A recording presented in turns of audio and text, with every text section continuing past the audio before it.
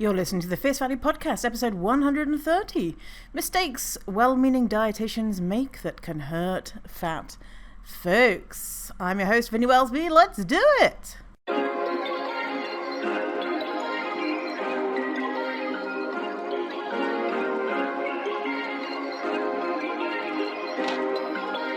Perfect. I'm Victoria Wellsby, TEDx speaker, best-selling author, and fat activist. I have transformed my life from hating my body with desperately low self-esteem to being a courageous and confident, fierce fatty who loves every inch of this jelly. Society teaches us living in a fat body is bad, but what if we spent less time, money, and energy on the pursuit of thinness and instead focused on the things that actually matter, like if pineapple on pizza should be outlawed, or if the mullet was the greatest haircut of the 20th century. So, how do you stop negative beliefs about your fat body controlling your life? It's the Fierce Fatty Podcast. Let's begin.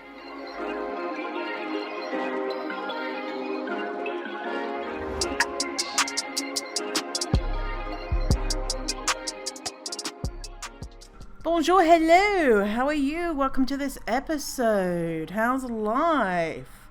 I've got 99 problems and diarrhea are all of them. Yay me. IBS is fun. Do you have IBS? Oh, wow. Do you ever find yourself when you've got a turtle head, your bum is like, I need to poo within the next 3 seconds or I'm going to shit yourself, that instead of going immediately to the toilet, your first reaction is, I must have my phone so that the 13 seconds that I'm doing a poo is not without entertainment? Have you noticed that? Do you do that? Is that just me who's risking my underpants because I can't possibly do a shit without scrolling Instagram? Is it just me? No, I think you do that too. I think other people do that too.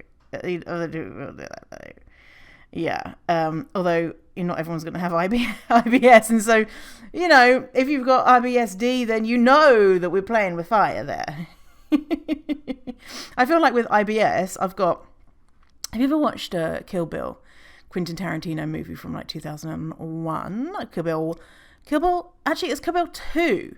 Kill Bill 2, these are my top 10 favorite films, those films. Anyway, in the bride, who is Uma Thurman, she kills one of the characters. Don't worry, no spoilers. She kills one of the characters. The whole film is killing everyone, right? So she kills someone with the 5-point palm exploding heart technique. And so she hits certain points in the body, and then the person stands up, and they can take 5 steps or 10 steps or something, and then their heart will explode. And that feels like what IBS is, but instead of your heart exploding, your arsehole exploding. So it's like the 5-point palm exploding arse technique is what IBS is. And that's like literally how long you've got, right? Like sometimes, not always. Sometimes for me, it's like, oh yeah, hello poo, and you've got like that 5 steps. You've got that 5 steps to take before your arsehole explodes. So it just Kill Bill just reminds me of that. It just reminds me of that. So fun times. Anyway, today we're talking about something that I was talking about on Instagram. While I've been sitting on the toilet, on the Instagram's been talking about, there's something I noticed, is that some dietitians that I follow share what I eat in a day posts. I mean, this is not new. This is, people do it all the time, right? And they're fat positive, intuitive eating, health, every size type dietitians. And so they're not fat hating dietitians. And something that I recommend to dietitians, nutritionists, anyone doing this type of work when I do consulting with them is to not do what I eat in a day posts. And I realized, you know what, I need to make a resource. I'm going to, I'm so North American. I said resource. I'm going to make a resource. I'm going to make a training, for dietitians, so we can go over all of these things. But I want to talk about them and see, hey, if you are a dietitian, a nutritionist, a health coach, or anything like that, then listen on up, tune in. And even if you're not, and you're just curious about, why am I learning intuitive eating and something doesn't feel right because I'm following these people and it just feels a bit ick and I don't know why. This could be why, the different, not just this one thing, but the different things. And I asked my audience, what do you think? And they said, oh, we've got opinions. And so I just wanted to share what they have got to say and do like a case study, without naming names, about someone doing it great, someone doing it not so great. And this is not meaning to be kind of like, oh, I know everything and you fucking ding-dongs out there just being so horrible to fat people and you're just so mean and horrible and you need to go away and die or something. Because, listen, I barely have my shit together. There's so many different things, right? There's so many different things. And if we are just taking a few steps, doing a few things which support people a little bit better, I think that could be really helpful. And the reason why I titled the episode "Mistakes Well-Meaning Dietitians Make," because I'm talking to and about people who are like, I care about fat people. I don't want to hurt fat people. They're part of my audience. They're my clients, and I want to do right by them. And I think I am. And maybe there's some areas where there can be tweaks made to make the experience of interacting with a thin dietitian better for fat folks. So if you are doing anything like what I'm going to talk about in the episode, doesn't make you a giant dickhead, okay? It just makes you someone who has been educated and living in a very weight-centric world, I mean, if you're a dietitian and a nutritionist, anyone who is in that world of food, there's no way that you could have avoided fatphobic bullshit. So if you are already doing intuitive eating and are anti-diet, then you're already like a gajillion light years ahead of most of your colleagues, right? So that's pretty cool, if you ask me. Just being in this world, being in like anti-diet world, fat positivity world, most people aren't, and to get here is a journey. So anyway, okay, so I asked my people, I said, hey fat folks, question, what do you think of thin dietitians who are HAES aligned, fat positive or intuitive eating people? What do you think when they post what I eat in a day video? And so what I eat in a day video is very diet culture-y, but it's something that it comes from diet culture, right? It's kind of started with people on diets who are like, this is what I eat to be thin. This is what I eat to have a six-pack, which is not great, right? Because everyone could be eating the exact same thing and everyone would still be different sizes. Everyone could be exercising the exact same way and everyone would still be different sizes. And a lot of times when it's shared from the diet type people, it's kind of like, oh, here's what I eat in a day. My first meal is I suck the juice from a cucumber, and my second meal is I rub some dust into my eyeballs, and my third meal is I snort some cayenne pepper. Like that's what it's kind of like. And so anti-diet dietitians or intuitive eating dietitians, and I'm just gonna say dietitians, shorthand for, because most people who are doing this work are dietitians, but you could be a nutritionist or some other type of coach or professional who interact with fat people in this way. So I'm just going to use shorthand of dietitians.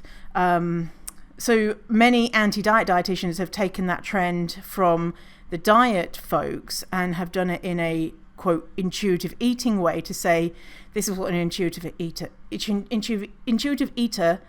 eats in a day. And guess what? I made a video like that like maybe 4 years ago, and this is the reasoning, what my brain was thinking was that some people just don't know what an intuitive eater eats, and they think that an intuitive eater eats like either nothing, like diet food, or they eat only quote unhealthy food.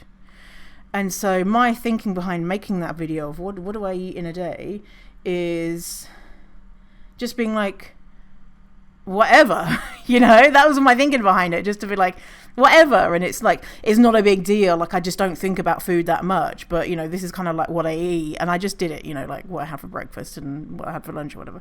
And it just wasn't a big deal, is what I was thinking in my mind. But actually, in the year since I made that very short video that maybe 4 people watched, thank God, is that it actually can be very, very harmful. And I've worked that out after, and actually I was triggered by a thin dietitian video of what I eat in a day, and I saw it and I was like, oh God, well, she eats this, and she's meant to have food freedom, and she's eating a salad. She's eating a salad or whatever. Can't remember what it was. But it wasn't, oh, look, there's this dietitian and she's eating 17 donuts for breakfast, and at lunch she's having whatever, something that we would presume isn't healthy, right? It wasn't that, because and that's why that triggered me. And just like an FYI, even though I do this work, I still have to be very cognizant of my brain, right? Of oh shit, like, oh my goodness, something else has gone on maybe, and I've been, I've had a bad day or whatever, and then I see this, or someone's ghosted me who I thought was my friend, and then I see a dietitian saying, like, oh, I eat salad 17 times a day, and then I'll be like, oh, something might pop up in my brain. And luckily, because I work so hard at protecting my brain from that stuff, it's not very often. And so when it does happen, I'm like, ooh, interesting. Let's think about it. And it made me think, like, yes, I think that's many other people's experience, but let's just double check. And so I asked everyone, and this is what we've got. I'm not going to read all the responses because you lot were you were telling me everything. We got hundreds of responses. And so people said, not a fan. My eating disorder makes me want to model my eating after them, but only because they're thin. Someone else says, they're too edited. There's no way that's what they're actually eating, and it serves no purpose. Someone else says, fuck you and scroll. Someone else said, yuck. They make me feel anxious. Don't like it. It's harmful. Dietitians should know that everyone has different food needs. Always make me feel guilty, like they don't, quote, get it. It triggers me, so I scroll past them. That's still something I haven't been able to therapy away. Not a fan of anyone posting this type of content, nutritionist or not, thin or not. Don't love it, especially because it's what I expect it to be, barely anything. Don't like these videos. Don't like these kinds of videos. Makes me compare my eating pattern with theirs. Fuck, with loads of views. No, unfollow that shit. What's the point they're trying to get across here? It implies if I ate what they do, I would be as thin as they are, but we all know that's bullshit. Someone else says, most dietitians I know don't do this because they know the harm it can do. It reminds me of white privilege. Hey, look at what I enjoy, and you can too, as long as you're like me. And that's the other thing. Someone else here says this, and I'll just get to this point here. Someone says, it's triggering, fat phobic. I want them to keep doing it though. Helps me know who not to follow / watch. Interesting. Yeah, this person saying it's fat phobic is that because of their thin privilege, they're able to either say, oh, look, this is what I eat in a day, and it's, some of it contains, quote, healthy food. And even if they did say, here's what I eat in a day, I eat food like normal people, quote, normal people. I eat, I don't know, Cheetos, whatever. And either way, they're going to get praise because, of course, they're thin. They eat salads. Of course they do. That's how they got thin. Or they're going to have people being like, oh, wow, look at you doing that, eating a Cheeto. And if a fat person did that, they would get just torn apart. It's a privilege to be able to eat on the internet, eat not even on the internet, in front of people, depending on your size, because people have opinions if you have a big body. And if you have a bigger body, if you are a larger fat person, they are gonna be sharing those opinions with you because it is deeply offensive to see a fat person eating food. And so unless that thin dietitian is acknowledging that, holy shit, by even doing this is a massive act of privilege, and I'm here eating, quote, an unhealthy food, quotes, no food is unhealthy, blah blah blah, I'm here eating an unhealthy food and I'm getting celebrated for it, or I'm causing harm by suggesting that if you're an intuitive eater, you should be eating XYZ. Like I saw a post this morning of, it was things that I keep it's things that I keep handy as an intuitive eating dietitian. And I was like, what? I was like, get the fuck out. The things that I keep handy, 3 of them was home baked goods. And so the first one was like home baked zucchini brownie, and then the next one, home baked apricot scone with the dusting of a. I was like, who the fuck has these? Who is baking? I don't know, and I know people bake, it exists, but it's unrealistic to think people are going to have on hand these things. And the things that they had on hand were the ones that were packaged goods, were fucking expensive as shit. And if it was things that I have on hand as a dietitian, a packet of 12-cent noodles, a can of chickpeas to add protein, things like that might be appropriate, because then it's like, well, can I get a 12 cents pack of noodles? Yeah, that's probably in most people's reach. And then they might say, okay, how I make this even more nutritious on a budget is I would add protein, or I would add fat, or whatever, I would add fiber, whatever, right? And so sharing these,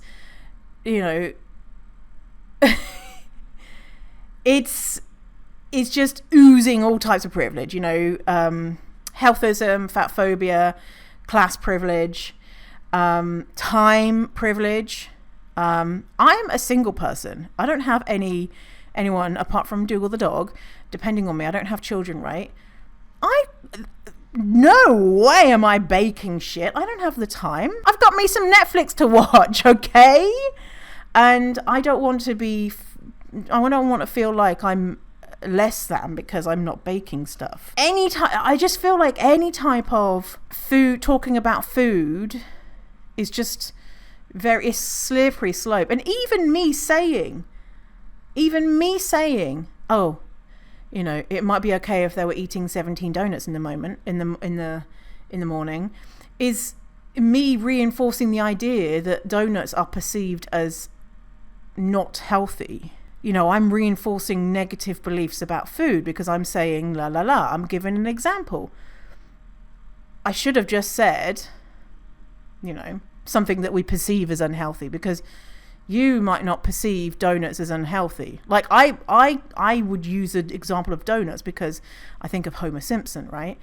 Me personally, I can take or leave donuts. And so if I had never heard the idea that donuts were unhealthy from The Simpsons, from when I was a kid, and all the other things that I've been told are unhealthy, I would never have perceived them as unhealthy. I just perceived them as something like, I'm not really bothered about, and it wouldn't be a thing in my mind. I wouldn't be talking about the donuts. Anyway, okay, so someone said there was out of the hundreds of responses, there was one person someone here says it's okay, and someone else says I like it when someone else does it. This said this one count.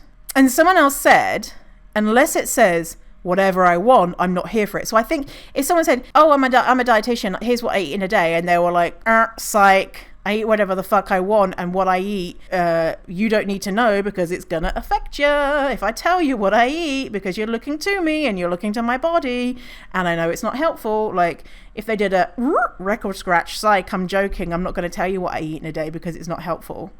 Yes. And so then I asked the question, what do intuitive eating, health, every size, fat positive, aligned dietitians, nutritionists, etc. do that? Also, do other things that they do that don't make you feel good. And so here are some other responses that we've got around that. If they're thin, they should think twice before making most of their content videos about of them. Yeah. And so this is important, because if you are thin, people will naturally, even if you're thin and you're like, listen, my body's got nothing to do with what I eat. It's genetics. I could eat X, Y, Z, and I could never exercise, and I could blah, blah, blah. I will still be thin.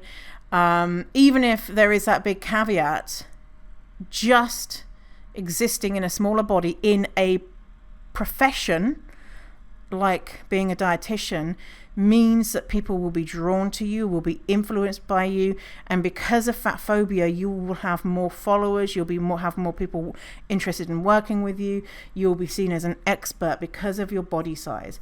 And so we want to mitigate that as much as possible. And so as an example, Lauren Cadillac, Feel Good Dietitian on Instagram. As an example, if you see her Instagram profile, almost all of the videos that she has are of her face, right? And not of her body. I don't know if that's a conscious thing on Lauren's part, but I'm guessing it probably is. Or maybe not, who knows? Who knows? But I mean, that's a way that you can do it where you're not like, oh, here's my body and look how small I am. And if you work with me, then you're going to get small. Even if you're not saying that, that is what some people will be taking from it, right? Okay, so other comments. Forgetting that fat people aren't monoliths and we all have different experiences. Yeah. Forgetting to take into account the lived experiences of individual fat persons. Yeah. Be majority white. Yeah. Well, I mean, I guess, with, as we know, most dietitians are thin, white, blonde, right? I mean, coming from someone who is white and blonde, although fat. So I guess, if you're surrounding yourself by, I mean, you can't change who you are as a person in that regard, but you can change who you listen to, you can change who you promote, you can make sure that you are, as an example, if you were asked to speak or asked to be on someone's podcast, looking at who else, or asking who else is going to be involved, and if it's a bunch of other thin, white, able-bodied, neurotypical, straight, etc., dietitians, maybe saying, oh, actually I'd prefer it if we had a mix of my rule is minimum 50% of people who are different from me. And if that's not the case, then I can't get involved in like a project or summit or whatever. And I've turned down many things because people have come to me because they've just got no intention of getting, people of color or anyone else who's not, white involved. And so using that privilege and educating people, if you're invited to do things. Okay. Selfies that look like they are candid, but are using poses that make them look thinner or curvier. Yeah, interesting. Someone says, not only nutritionally, but this kind of video makes people financially uncomfortable too. For example, in my country, avocados, quinoa, and cherry tomatoes aren't cheap. Yeah, absolutely. Someone else says, it feels condescending when someone without, to my knowledge, lived experience. Oh, I'm missing the end of that. I guess it's a two-parter. It just feels condescending, is what this person said. Honestly, discussing weight at all feels like a slap in the face since they never deal with it. Yeah, I think what this person is saying, I'm just, I'm not absolutely sure, but a lot of people are saying that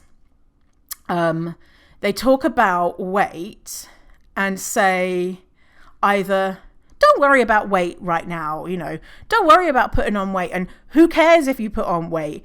And I think that's what this person is talking about, like, weight, don't worry if you put on weight, like, who cares, that type of thing. Well, for a lot of fat people, putting on weight can mean the difference between being able to buy clothes for your body.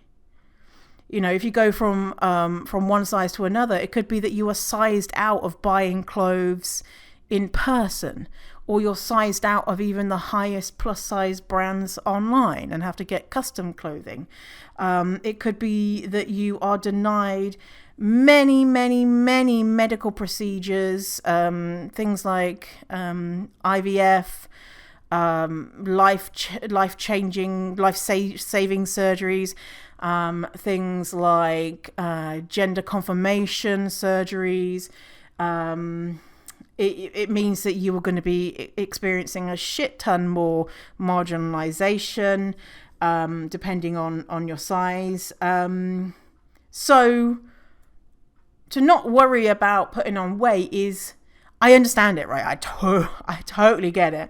I get it. Like, it's kind of like, but let's put it on the back burner and just let's think about healing our relationship with food. But healing our relationship with food does mean that you're probably not eating enough food, and you're probably going to eat more food. And so if someone is eating more food, they're probably going to be very anxious about the idea that they could put on weight. Whether they do or don't, or stay the same, we don't know. But and that's a very real anxiety for people who are fat. And depending on how fat someone is, it could be devastating to their quality of life and their experience in the world. It could be, sometimes it might be better for someone who is fat to diet, because the awfulness from weight stigma outweighs the awfulness from dieting and weight cycling, because at least then people will be off their backs. At least then their family and friends are going to be like, good for them, they're finally doing something about that weight of theirs. And and so it might not always be the experience, even though of course I am anti-diet. It is very complicated and very painful and could lead to death, being fatter, because of how society treats fat folks. Someone says, get defensive when we say they can't understand certain things without lived experience. Yeah. An inability to embrace curiosity and a willingness to make mistakes in order to learn. I think that's a good thing just for everyone to have, right? Focusing on recovering from anorexia and leaving out all the other EDs. Yeah. And that's a great point. That's a hierarchy we see in eating disorder treatment, is that anorexia is seen as kind of like the quote best one, because it's like the most, seen as like oh, that person's really struggled because we have a visual representation in their body sometimes of how they might have struggled. Not, which is forgetting about most anorexic people are atypical anorexic people, which means anorexic people who are not, do not have a low body weight, which is, it's, and we're thinking about binge eating disorder is the most common, and seeing how we can be a lot more compassionate towards people who live with anorexia versus people with living with BED, binge eating disorder, because BED, they're just greedy, they're fat people, and you can have BED and be a small person as well, but yeah, focusing on anorexia, which is not the most common ED. Okay, they say to tell me to accept my body as it is. It would sound better coming from someone who looks like me. Yeah, absolutely. Yeah, it's very easy to say, accept and love your body if you live in a body that society doesn't torment you for living in. Show clothes, particularly workout clothes, without giving the size range available. Always disappointed. Oh my God, yes, this. Listen, if you're straight size and you share, or any size you are, and you share clothes, please put the size range underneath, even if the size range isn't inclusive. And what I say by inclusive is goes up to custom sizes. And that's the biggest pet peeve of, like, not the biggest, but a big pet peeve of mine is when like an influencer is like, oh my God, like inclusive size range, and you're like, fuck yeah, as a fat, you're like, oh yes, blah, blah, blah. I want to wear some of this. And then you go and see what inclusive means, and inclusive means like 2X. And you're like, what the fuck? Fucking inclusive. It's inclusive for people up to 2X. What about the rest of the people 3X and above? Well, fuck you. You ain't included. You were not included in this party. Yeah. So, honestly, it's like it's just a. Is it a trope now? It's just so cliche every time. Just say what the size range is, because people are getting excited thinking, I want to look like that person, I want to get that outfit, and go in and finding, oh, it only comes in size blah blah blah, not my size. And it's sad, right? Because you want to buy that shit. And so if you had the thing below saying, oh, by the way, it comes in sizes extra small to large, then you can be like, then, as well, it might help people realize how many clothing lines are deeply uninclusive. Okay, let's see what else people are saying. Get angry when someone loses weight, like Adele. The whole point is not to comment on anyone's weight. Yeah. I wonder if I would be surprised if, I bet you they have. Someone has. A thin person has commented on Adele's weight. Yes. Well, I can't even believe I'm even asking myself that question. Has a thin person commented on Adele's weight? Come on. Seriously, sometimes I'm living my own fantasy world where everyone's fat positive, right? Yes is the answer. Yes. But I don't think a fat positive dietitian would, or an intuitive eating dietitian would. They how's that? Wait, it must have happened. Right? But that would be really fucking shit, wouldn't it? Yeah. Even because some people were asking me, oh, Vinny, what's your take on Lizzo's new clothing line, or blah blah blah? And I'm like, do you know what? Go and here's what black folks are saying, because it's like, well, it's not my place to talk about that as a white person. It's not my place to criticize and critique people who I don't share identities with in regards to they have a marginalized identity that I don't have. It's just not my place. Like the whole Will Smith thing. No, it's not my place. we've got enough white opinions on what black people should and shouldn't be doing. Okay, so act as if their experience is universal.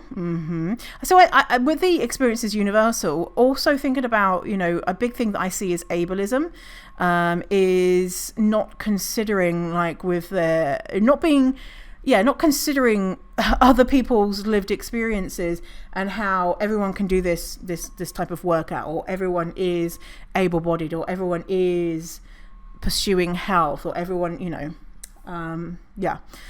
when they bring up diabetes, it's a valid health concern, but eating sugar doesn't equal diabetes. I mean, like, when I'm saying I'm thinking, who's talking about diabetes?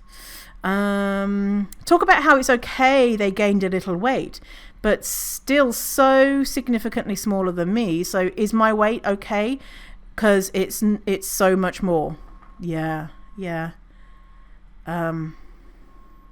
Someone saying posting their exercise routines. Blah.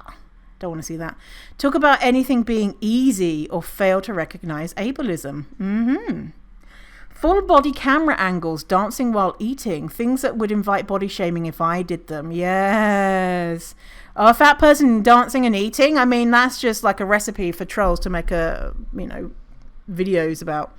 But if a thin person does it, then it's like, yes, girl, you go. When they preach self-love instead of addressing the systemic abuse that's going on. Toxic positivity. Yes. Yeah. And I think it's important for me, I'm always think it's important to point out that things can be easier if you are not hating your body. But the reason, the root of it all, the reason why we hate our body is because of the way society tells us that fat bodies are horrible and where does that come from? Racism, and it's kind of like, well, loving my body will make living in a fat body easier in regards to what I'm doing to myself, the shit that I'm saying to myself. It will not make other people suddenly be like, oh my God, you like being fat? Okay, well, I like you too, if they previously didn't like you, And as well, it's so easy to say, love yourself when you're in a body where, 99% of the population is like, yeah, I mean, that is a body to love. That is a lovable body. Show their treat that they're eating intuitively in its 2 bites of dark chocolate. Yeah, fucking dark chocolate. Oh, I'm so wild. I'm eating some dark chocolate. Ooh, look at me. I'm so greedy. Talk about anything being easy we did that one. Posting that. Yeah, we did that one. Sorry, I'm repeating myself. They don't acknowledge their thin privilege often enough. It should be in every post. Yeah. That's a great one. It should be in every post. Yeah, kind of like, it's easier for me to say this because of my thin privilege, that's what thin privilege is.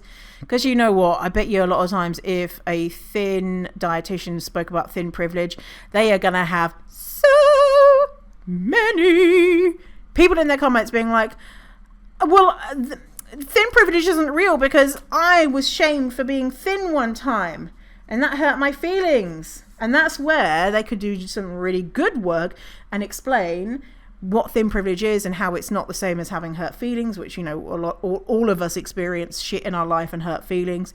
It's a systemic, interpersonal, intrapersonal, institutional issue. And that's not the same as someone skinny shaming someone, which is, by the way, in case that's not obvious, is wrong. But it's not the same. Someone else, I hate it when they talk about how it's okay to gain weight and they went from a size 2 to a 4. Yeah. Yeah. I don't even know what that is. Size 2 to 4. What is the size? What would that be in British? It's probably like a size 6, I think, in British. A size 6 to a size 8. Yeah. Okay, so yeah, someone else says it's fine. Say it's fine to gain weight without recognizing increased stigma and hardship. Yeah. Assume ED recovery equals a few plus a few pounds versus a very thin body becoming fat and how that feels. Yeah. So this person saying that ED recovery could look like going from being a thin person to a fat person versus going from a thin person to a slightly bigger thin person. They don't understand the steep price of food peace is accessibility for larger folks. Yeah. Ignoring fat phobia, that you can just say no to being weighed as if that solves the problem. Yes. Honestly, saying it's okay to say no to being weighed is not wrong advice, right? It's not incorrect. And it has to be kind of with an asterisk, especially if you are a straight size person. It has to be with an asterisk of that might not be possible for you. You might have to nod and agree to the doctor in order to get care. You might have to get weighed because you were going to be denied treatment if you don't. You might have to pursue weight loss even though you know it's bullshit because you were going to be denied life-saving treatment if you don't. And so, you know, for a straight size person to say, I'm sorry, I don't want to get weighed, I mean, that's difficult, right? It's difficult. It's not to say that that's not difficult, but for a fat person to do it, well, clearly we can see with our eyeballs that you're fat. Therefore, we need to know how fat you are and where you are on the BMI scale so that we can tell you to lose weight and how much weight to lose, because that is the only, reason why you would need to be at the doctor's is to be told to lose weight. And so the amount of courage that takes, even for me, I do this work, and also I have the privilege of have been gone to therapy for like the last 10 years and working on confidence and speaking up and all that type of stuff. The last time when I went to the doctors and the person was like, okay, you can step on the scales, and I said, no thank you, and they said, we need it for the chart, and I said, no thank you. My heart was beating out of my chest. Even though outside I was calm, it was scary as fuck. And I do this for a job. How is that, for someone who is new to this? And even if I was, anyone is uber confident, stands up for themselves, that doesn't mean that I still, or anyone still, would not have experienced the consequences for them standing up for themselves. The consequences being denied care. The consequences as being one of those fat people who is so horrible and lazy and non-compliant. Oh, they wouldn't even get on the scales for me. What a fucking troublemaker. So saying, oh yeah, just don't get weighed, it's not wrong, but it needs a big kind of but you might not be able to say that for many different reasons. This thing where they show their, quote, bloated body after eating and tell us not to be ashamed of it. Yeah. Yeah. Like there's a whole trend of oh, you're not fat, you just are bloated. It's like, what?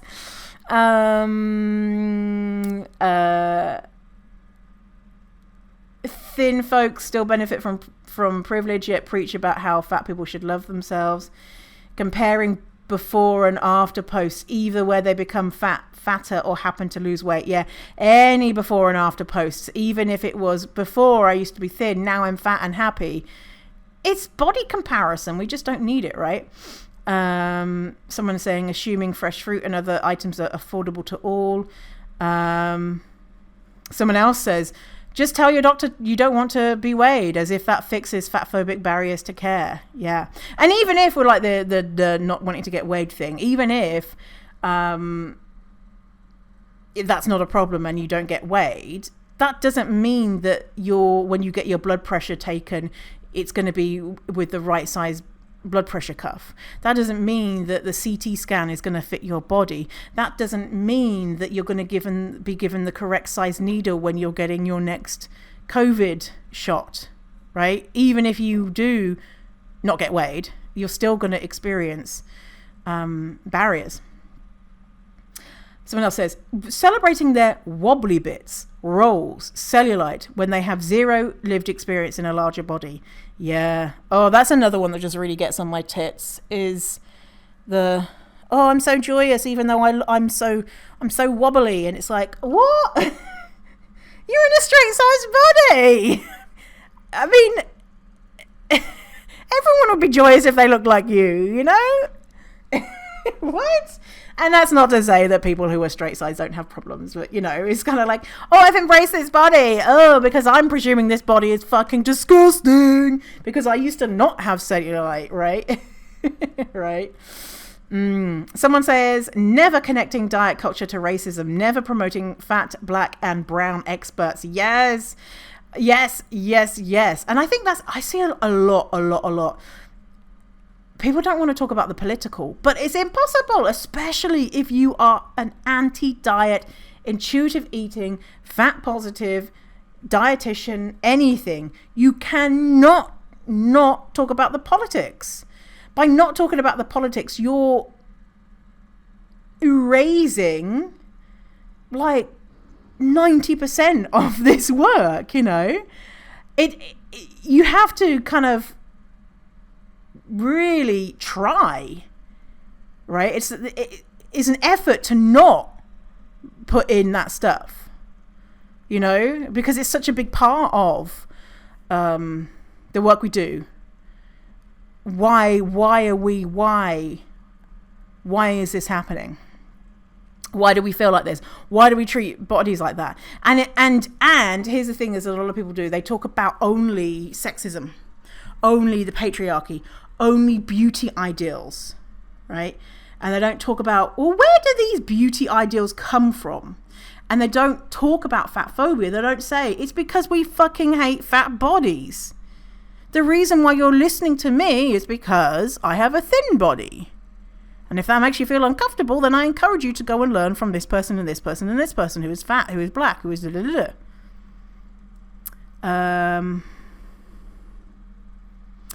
someone else says they use the O word.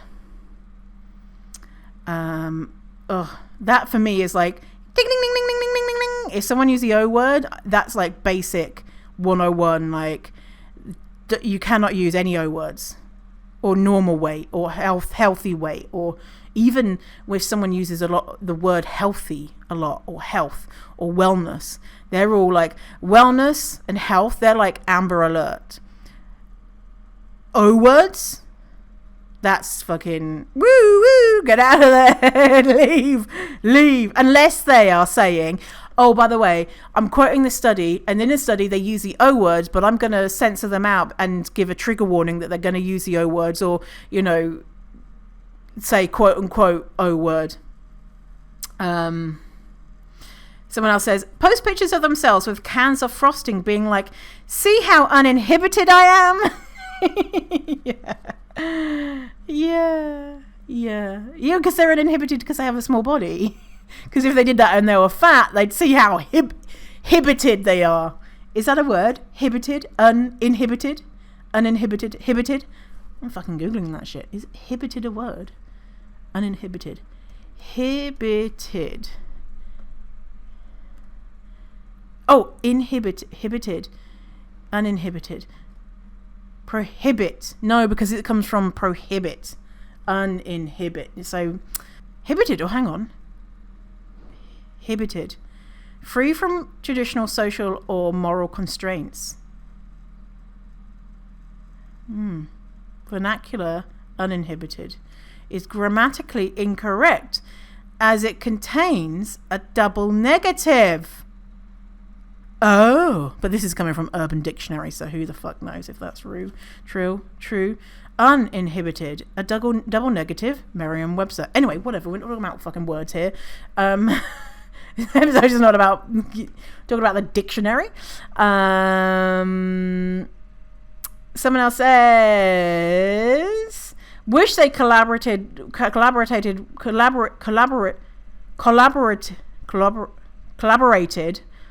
words are hard, more with fat folks. Acknowledge privilege before talking about fat liberation, etc. Don't think they're being mean. They just want them to be more aware. Yeah. Yes. Yeah. And I don't too. I don't think like, I don't think many people in the world are like rubbing their hands together being like, I'm gonna fuck with these people. I think most people, especially people who are doing this type of work, who are trying to be better, just don't know, because it's not their lived experience, you know. And unless someone says, hey, this doesn't feel good for me, and they might not be in the position to even want to listen, but, you know, if someone's, done work to be able to listen to when criticism happens, they might be able to hear it. I mean, it's just hard, right? It's hard. And if you are a dietitian and you're listening to this and you're like, holy fucking shit, I do everything. I do all of those things. Oh my God, I'm a piece of shit. I just need to go away and die. No, don't listen. Listen. If I went, I don't even want to think about this. If I went back to my Instagram like 6 years ago, 5 years ago, 2 months ago, there'd be shit on there that I'd be like, oh God, what a fucking bellend I was. Oh, I really thought I knew stuff and I knew nothing. And that's cool. That's cool that I can say that, because imagine if you look back at your shit and you're like, ooh, my shit don't stink. Oh, I was so clever then, and I'm so clever now. Yeah, and it might make you feel overwhelmed of like, oh shit, well I need to change everything. That is that wanting to change everything immediately. That's a manifestation of white supremacist culture. These things take time, okay? And you don't want to get burnt out with being like, well, I need to fucking delete my Instagram and I need to fucking, you know, go away and not be part of this community because I am thin and I'm white and blah, blah, blah. No, just take steps to make tweaks and to make long-term commitment to keep educating yourself. And that's the same with me, right? Like sometimes I feel so overwhelmed with how much I don't know, and just thinking, oh Jesus Christ, I'm hurting so many people all the time because I don't know about stuff that I don't know about, you know.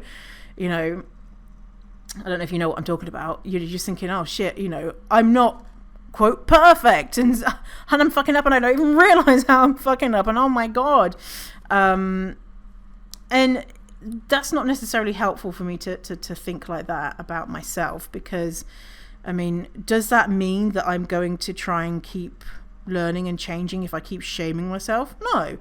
If I keep trying to be compassionate and say, hey, listen, I'm doing my best and I will fuck up, you know, because I'm a human being and I have biases and I'm trying to learn the biases, and that's great, you know, just good. And so if I do feel like I'm a piece of shit, I'm gonna listen. Let's just try and do better. Yeah, so I was gonna say, let's do where are we at now? Okay, we're at 50 minutes. So someone had mentioned, oh, here's someone who is an anti-diet dietitian who's really like not doing good stuff. And so I hadn't heard of this person. I went and looked at her account and I thought, oh, this is interesting. I'm not going to share her name, but I went to her Instagram account to see what is up.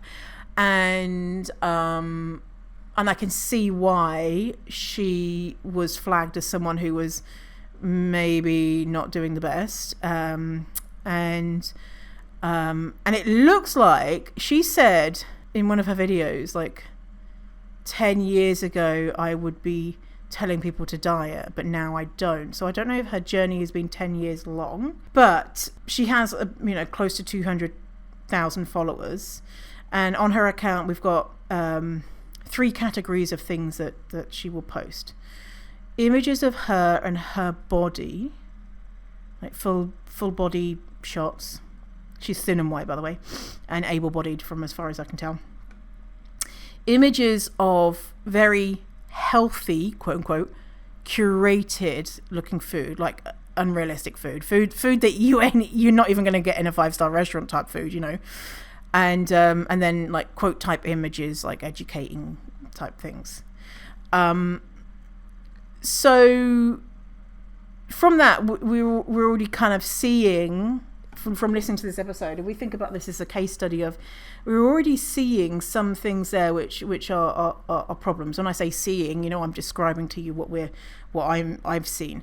And so images of her and her body. So she's using her body as a business card, which we don't want to be doing because we're perpetuating fat phobia and getting an audience, because her people, not everyone, but a lot of the people who follow her will think, well, if I eat like her, I'll look like her. Images of the food. The food is absolutely unattainable. Absolutely. Unless you had a personal chef living in your house making these gourmet meals. And also a lot of the images are of things that she's healthified. And by the way, she's a intuitive eating dietitian, okay? So she's not just the bog standard dietitian. She is meant to be, about the good stuff. And oh, it's not happening. There's lots of healthism. There's tons of focusing on health and no mention of what makes up health. So there's no kind of like nuanced conversation about, like, hey, not everyone can be healthy. Focusing on health is healthism and ableism, la la la la. Lots of that unattainable food. There's no real food. When I say real, there's no food that you or I would eat. It's all very manufactured and pretty looking. And here's my big tell, and I don't know if this is always a great indicator, is I like seeing who people follow.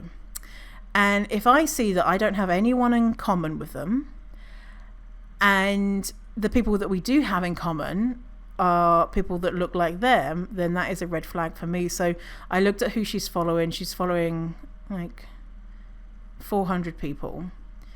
And when you look at someone who someone's following, you can see who's mutually, who you follow, who's also following them. Every single person that we've got in mutual is thin and white. And then I scroll down and look at who else she's following. And from first glance, everyone's thin and white. Thin and white, thin and white, thin and white. And it's only after scrolling down almost through all of it and I can see one black woman. So what that tells me is, who is this person learning from? This person is learning from other white people, is learning from other thin people, is learning from other able-bodied people, cisgender people, is learning from people who look like her. And so her viewpoint is going to be a lot narrower versus if she was learning from a wide variety of people. And I mean, this is, this is not perfect, right? We don't know who she's learning from, but I can guess it's not from people of color. It's not from fat people, because she wouldn't be posting the things that she's posting, because she'd be like, oh, whoop, whoop, whoop, that's not so helpful. And so now if we look at someone else like Christy Harrison, I want to use Christy because a lot of people will know who she is. And by the way, the person I was just talking about, they're not an evil person. They're not out there trying to ruin people's lives. They just have areas where they're not maybe as exposed to different experiences, like we all are, right? And so Christy Harrison, an example of someone who's maybe doing a little bit better. And by the way, Christy is not like saint on earth. No one is, right? But if you look at Christy Harrison's feed, it's exclusively tweets and quotes from other people that she's had on her podcast. And Christy actually has done a really good job of, she has at least one fat team member, which I think is very, very important. I feel like, I don't know if this is right, but this person has opened the possibilities for identifying a variety of guests. I don't know. I'm just, that's normally what happens is if you have a more diverse team, there's going to be diversity of thought, right? If there's a diversity of identity, there's going to be diversity of thought. And so if you look at Christie's feed and if you look at who she's following, so lots of fat activists, people of color, people who don't look and think like her, basically. And it's the same with, I mentioned Lauren before, Lauren Cadillac, Feel Good Dietitian. Look at who she follows. A lot of variety of people. And so for me, that's a clue, right? That's a real good clue. Who are we learning from? Is it just people that look like us? Then, what we do is probably going to have bias in it, accidentally. And even, I'm talking about this. I have absolutely a shit ton of privilege because I'm white. I'm also fat and trans non-binary and queer, but I am white. And so I should not be the only voice that you're listening to, right? So, learn from me, but also learn from people of color, Black, Indigenous people of color. And by the way, I follow lots of thin white dietitians. White people and thin people are not the problem, right? It's a problem if that's who all we're learning from, right? It's a problem if we presume thin and white people are the authority. Then the content that we're producing is going to be very kind of skewed in the ways that we've begun to think about things. And again, no one's perfect, right? It's not possible to be perfect. We're all going to fuck up. And so giving grace, but also if you are someone who's consuming the content of dietitians, if it doesn't feel good, go and have a look at who they're following and see if it is a diverse group of people or not. And that might give you a clue of maybe why is this content not landing if you're not sure. But maybe we've talked about it today, and I've just shared what people have said and not everything. I'm collecting my own list of things, other things I've seen, and so I'm going to make a free download for people who want it, and a training, I think, just like a little training for dietitians, so we can talk about this stuff, because some of this stuff people might be like, what are you talking about? And so it might be nice to talk about it. Okay, so hopefully I don't want this episode to feel like me saying, oh, these fucking dietitians are so unintelligent, and I'm so clever, and oh, look at them being so awful and I'm so not awful. More kind of like, let's all try and do better, and here are some ideas, and if something doesn't feel good, then maybe here's the reason why. I might be saying that and you'd be like, Vinny, this whole episode was you just dragging thin dietitians and telling us they're pieces of shit. No, I hope you don't think that. But I can't control your thoughts. Damn it. Okay, well, thanks for hanging out with me today, and I hope you have a wonderful rest of your day, and I'll see you in the next episode. Okay, bye. Thanks for listening to the episode. And if you feel ready to get serious about this work and want to know when the doors open to Fierce Fatty Academy, which is my signature program where I teach all about how to overcome your fat phobic beliefs and learn to love your fat body, then go to fiercefatty.com/waitlist. Again, that is fiercefatty.com/waitlist to get your name on the waitlist for when Fierce Fatty Academy, my signature program, opens.